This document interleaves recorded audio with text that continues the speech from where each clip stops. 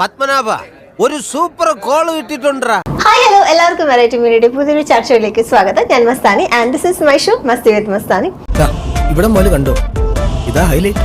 ബൈജു ചേട്ടന് പ്രൊഡ്യൂസ് ചെയ്യാൻ ഞാൻ ഇങ്ങനെയൊക്കെ ജീവിച്ച് പോന്ന കണ്ടിട്ട് സഹിക്കുന്നില്ലേ?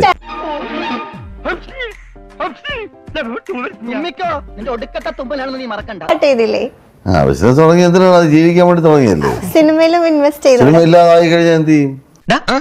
കിട്ടിയാ ഇല്ല, ചോദിച്ചു വാങ്ങിച്ചു. 12 വയസ്സുള്ള ആള് ഭീഷ വെച്ചെന്നേ ഉള്ളൂ. അത്രേ ഉള്ളൂ.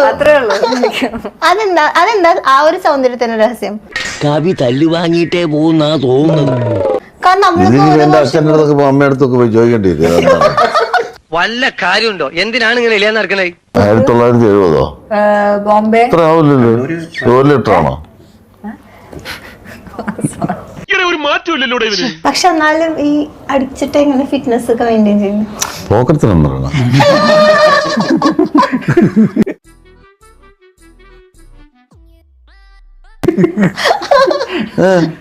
ചോദിച്ചങ്ങ് ചോദിച്ചു പോവാ.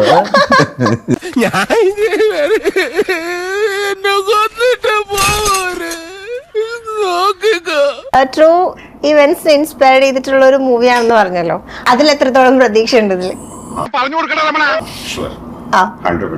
മുടക്കിയത് എങ്കിലും കിട്ടിയാൽ മതി അല്ലേ? സന്തോഷത്തിന് വലിയ ലാഭമൊന്നും പ്രതീക്ഷയില്ല. ഇതിനു മുന്നേ ചെയ്യുന്ന പോലീസ് കഥാപാത്രങ്ങളിൽ നിന്ന് പുതിയ ഓരോ കഥാപാത്രം ചെയ്യുമ്പോഴേക്കും അവരുടെ ഒരു ക്യാരക്ടർ ഇതിൽ വരാൻ പാടില്ല എന്ന് വിചാരിക്കുന്ന എന്തെങ്കിലും ഉണ്ടോ? എന്തായാലും ഈ മുഖം വെച്ചല്ലേ അഭിനയിക്കാൻ പറ്റുള്ളൂ. എല്ലാത്തിലും ഒരേ മുഖം തന്നെയാണല്ലോ. മുഖത്തിൽ വലിയ മാറ്റമൊന്നും വരുത്താൻ പറ്റില്ല. പക്ഷെ നമ്മളിത് അഭിനയിച്ച് ബോറാക്കൂല. പക്ഷെ ഇനി ഞാനിവിടെ നിന്ന് ഡയലോഗ് പറഞ്ഞ കരഞ്ഞു പോകും. ഉസ്മാനെ രക്ഷപ്പെട്ടോ.